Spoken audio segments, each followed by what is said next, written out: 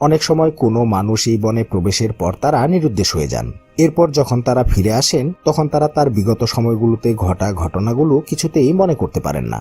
এই বনটিতে রহস্যময় আলোর কুণ্ডলী, বনের গাঢ় স্তব্ধতা ভেদ করে আসা অদৃশ্য নারীর কণ্ঠস্বর এবং কখনো বা হাসির আওয়াজ, এমনই আরো অনেক ঘটনা এলাকাবাসীরা প্রায়ই প্রত্যক্ষ করে থাকেন। হ্যালো বন্ধুরা, রহস্য বিচিত্রার আরো একটি নতুন ভিডিওতে স্বাগতম।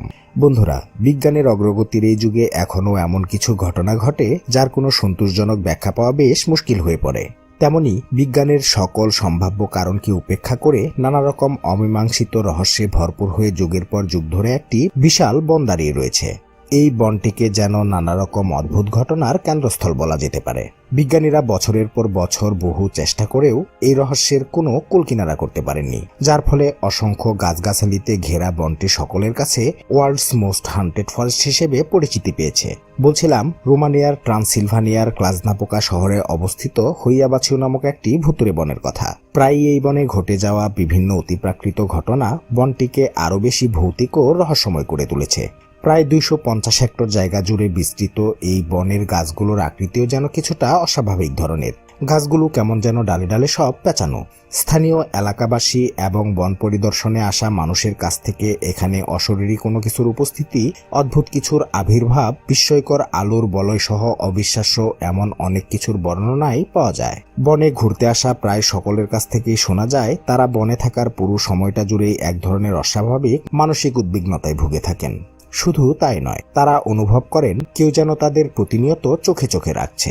সর্বপ্রথম 1968 সালে এমিল বার্নিয়া নামক এক ব্যক্তির তোলা ছবির মাধ্যমে এই বনটি বিশ্ববাসীর কাছে তার রহস্য নিয়ে পরিচিত হয়। এ সময় এমিল বার্নিয়া দাবি করেন তিনি এই বনে ভ্রমণের সময় একটি ইউএফও দেখে সাথে সাথেই তিনি তা ক্যামেরাবন্দি করে ফেলেন।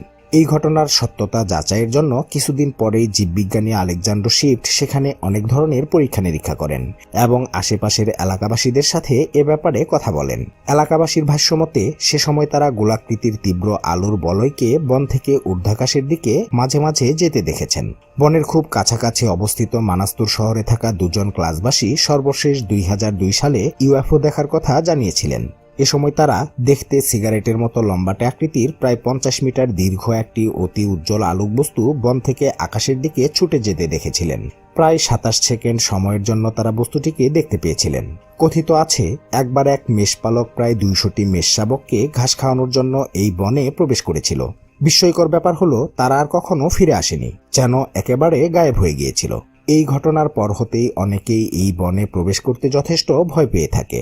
তারা এই ভেবে ভীত হয় যে কেউ একবার এই বনে প্রবেশ করলে সে আর কখনোই সেখান থেকে ফিরে আসবে না। এর পরেও সাহসী হয়ে যারা বনটিতে প্রবেশ করেছেন তারা মাথা ঘোরা, মাথা ব্যথা, বমি বমি ভাব, গায়ে ফোস্কা পড়া, গায়ে আঁচড় লাগা এবং শরীরের বিভিন্ন স্থানে পুড়ে যাওয়া সহ বিভিন্ন ধরনের শারীরিক অসুবিধার শিকার হয়েছেন। অনেক সময় কোনো মানুষ এই বনে প্রবেশের পর তারা নিরুদ্দেশ হয়ে যান। এরপর যখন তারা ফিরে আসেন তখন তারা তার বিগত সময়গুলোতে ঘটা ঘটনাগুলো কিছুতেই মনে করতে পারেন না। একবার 5 বছর বয়সী একটি মেয়ে ঘুরতে ঘুরতে এই বনে প্রবেশ করে একেবারে গায়েব হয়ে যায়। তখন অনেক খোঁজাখুঁজির পরও তার কোনো হদিসই মেলেনি। ঠিক 5 বছর পর ওই মেয়েটি অক্ষত অবস্থায় সেই একই অমলিন পোশাকে বন থেকে বেরিয়ে আসে। তার কাছে তখন জানতে চাওয়া হয় যে সে কোথায় গিয়েছিল এবং এতদিন কোথায় ছিল। জবাবে মেয়েটি এ ব্যাপারে কিছুই বলতে পারেনি। তাছাড়া নিখোঁজ থাকা গত 5 বছরের কোনো কিছুই সে স্মরণ করতে পারেনি। বিজ্ঞানীরা পরীক্ষা করে দেখেছেন যে এই বনে অস্বাভাবিক মাত্রায় তেজস্ক্রিয় বিকিরণ, মাইক্রোওয়েভ বিকিরণ ও ইনফ্রারেড বিকিরণ হয়ে থাকে। এছাড়াও এখানে চুম্বকীয় ও তড়িৎচুম্বকীয় ক্ষেত্রের বেশ কিছু বিচ্যুতি রয়েছে। বনের ঠিক মাঝখানে এমন একটি জায়গা রয়েছে যেখানে কখনো কোনো গাছ, লতাপাতা বা অন্য কোনো ঘাসও জন্মাতে দেখা যায়নি। বিজ্ঞানীরা এখানকার মাটি পরীক্ষা করেও সেখানে এমন কোনো পদার্থের উপস্থিতি পায়নি যার কারণে কোনো উদ্ভিদের জন্ম এবং বৃদ্ধি ব্যাহত হতে পারে। স্থানীয় বাসিন্দারা বনের এই বিশেষ জায়গাটিকে ভুতুড়ে ঘটনার কেন্দ্রবিন্দু বলে উল্লেখ করে থাকেন। তাদের ধারণা এই স্থানটিতে কোনো অশরীরী কিছু বা অতৃপ্ত আত্মার বসবাস রয়েছে। গত 90-এর দশকেও এখানে ঘটে যাওয়া একটি ভুতুড়ে ঘটনার কথা লোকমুখে প্রচলিত রয়েছে।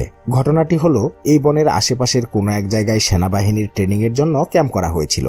ট্রেনিং চলার সময়ে কিছু সৈন্য এক জায়গা থেকে গাড়ি করে তাদের ক্যাম্পে ফিরছিলেন। তখন পথিমধ্যে তাদের সাথে এক বয়স্ক লোকের দেখা হয় যিনি কোথাও হয়তো যাচ্ছিলেন। জিজ্ঞেস করে সৈন্যরা জানতে পারেন তিনিও ওই একই দিকে যাবেন। তারপর সহায়তার জন্য সৈন্যরা তাকে গাড়িতে তুলে নিয়ে রওনা দিলেন। ঢাল বেয়ে কিছু দূর যাওয়ার পর তারা হঠাৎ পেছনে তাকিয়ে দেখেন যে পেছনের সিটে কেউই বসে নেই। সেখানে থাকা বৃদ্ধ লোকটি যেন হাওয়ার সাথে একেবারে মিলিয়ে গেছে। ঘটনাটির পরপরই অদ্ভুত এই ব্যাপারটিকে নিয়ে বহু তদন্ত করা হলেও ওই রহস্যের কোনোই কুলকিনারা করা যায়নি। তাছাড়া সেই বয়স্ক ব্যক্তিটিকেও কিন্তু আর কোথাও খুঁজে পাওয়া যায়নি। এমন অদ্ভুতুরে ঘটনাগুলোর কারণস্বরূপ এলাকাবাসীরা বলে থাকেন প্রায় 50 বছর আগে রোমানিয়ার বেশ কিছু চাষিকে নাকি অন্যায়ভাবে এই বনে হত্যা করা হয়েছিল, আর তাদের অতৃপ্ত আত্মাগুলো হয়তো এই বনেই আটকে রয়েছে।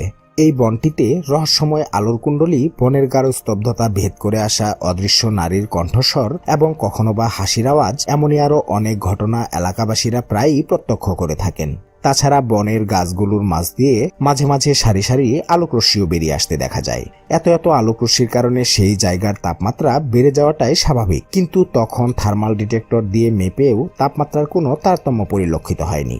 এই বনটির বছরের পর বছর ধরে আগলে রাখা রহস্যের উন্মোচনে বিজ্ঞানীরা দিনের পর দিন ধরে চেষ্টা করে চলেছেন, কিন্তু কোনোভাবেই এই রহস্যের জালটাকে ঠিক ছিন্ন করা যাচ্ছে না।